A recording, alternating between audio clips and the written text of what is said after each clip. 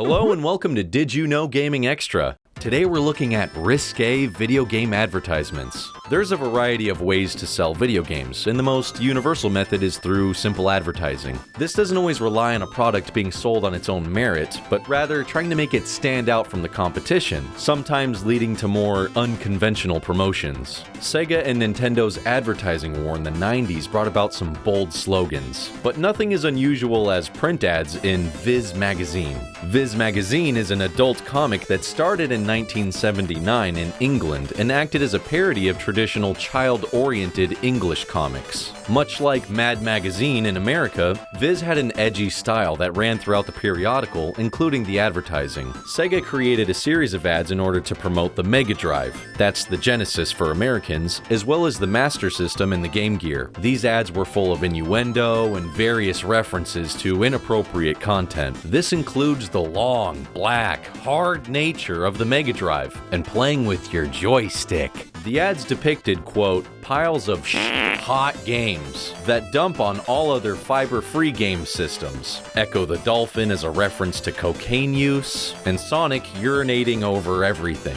They even ran a competition for readers to come up with their own crude ad based on any Sega character to run in the next issue, with the chance of winning a Mega Drive. But this was nothing compared to Sega's inclusion of showing gentlemen's genitalia hanging out of some Speedos. Simon Morris, part of Sega's European marketing team, along with Nick Alexander and Phil Lay, were called to Eurogamer. In Japan, Sega as a company measured itself against Nintendo, and they used to think that if Nintendo did it, we should do it too. We had outrageous print ads in Viz at the time when our biggest rival was focusing on families as its target audience. Nick, to his credit, protected us from Sega of Japan superbly, until one day someone happened to see one of the Viz adverts on a flight back to Tokyo and went absolutely tonto. This wasn't Sega's only attempt at risque advertising in print. In 1996, just 2 years before the discontinuation of the Sega Saturn in America and Europe, Sega published a lewd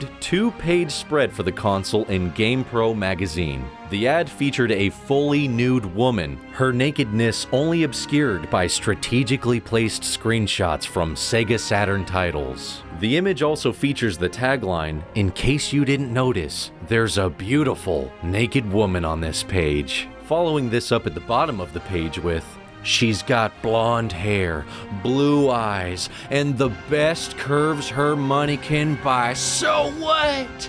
There's no time for distractions when you're deep into Sega Saturn." Before even going on to boast about the superior processing power of the Saturn over Sony's PlayStation, though the advert could be called successful, with even Electronic Gaming Monthly selecting it as the best print advertising campaign in their 1997 Buyer's Guide, the publisher received numerous complaints about the poster, and it has since become an infamous piece of gaming advertising. Nintendo also took a walk on the wild side with some of their advertisements. Similarly to Sega before them, Nintendo also looked to adult-oriented magazines in the UK in 1997. They went to magazines such as Viz, FHM, and Loaded to promote their new Game Boy Pocket. Nintendo's ad featured a scantily clad woman tied to a bed with the tagline, "Seriously distracting." However, the plug wasn't well received by certain readers. Some claimed that the woman had a terrified look on her face, implying that whatever was happening was not necessarily consensual. The UK's Advertising Standards Agency even requested that Nintendo remove the ad from any future publications, calling Nintendo irresponsible and claiming that the woman appeared subjugated and humiliated. They also stated that they'd received enough complaints to suggest it as a cause for concern among these magazines' readers. Crispin Reed of Leo Burnett, the advertising agency that supplied the flyer for Nintendo, spoke to The Independent in defense of their work. They stated, "When you look at our ad in the context of the environment it appeared in, it's exactly in keeping with the editorial pages, which, I would say, go further than we did. The nature of the complaints misinterpreted our intent, to show the woman as frustrated, not terrified." This situation did not cause Nintendo to distance themselves from Leo Burnett, as they went on to create an ad for the Game Boy Advance SP in 2003, claiming that using the system is the second best thing to do in the dark. And now it's time for this episode's random piece of trivia. Today we'll be talking about Echo's survival horror action RPG, How to Survive. One of the skills the player can unlock is called Daryl Style, allowing them to produce crossbows. This is a reference to Daryl Dixon from the popular AMC comic book adaptation, The Walking Dead, in which Daryl's weapon of choice in the show is a crossbow.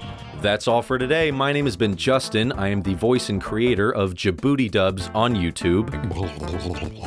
Check that out if you want to see some voiceover parodies. I also stream on Twitch at twitch.tv/JaboodyShow. So come by and check it out. Thanks DidYouKnowGaming for letting me do one of these. You guys do one of the best shows on the internets. Thank you for watching. I'll see you guys around. Peace. Thanks to Justin for coming on the show. Before you go, we just wanted to let you know we're making a book for our show Region Locked over on Unbound, featuring information on a bunch of region-exclusive games. If you've not taken a look yet, why not do so now? Shoutouts to all of our patrons. They help keep this show alive, as well as us. If you're interested in joining them in helping provide for the show, you can learn how to do so with the link found in the description below. If you enjoyed this episode, don't forget to take a look at JaboodyDubs over on YouTube and Twitch. You can also give this video a like, maybe subscribe to us, and leave a comment below telling us about how you really like advertising and stuff. I don't know. You tell me.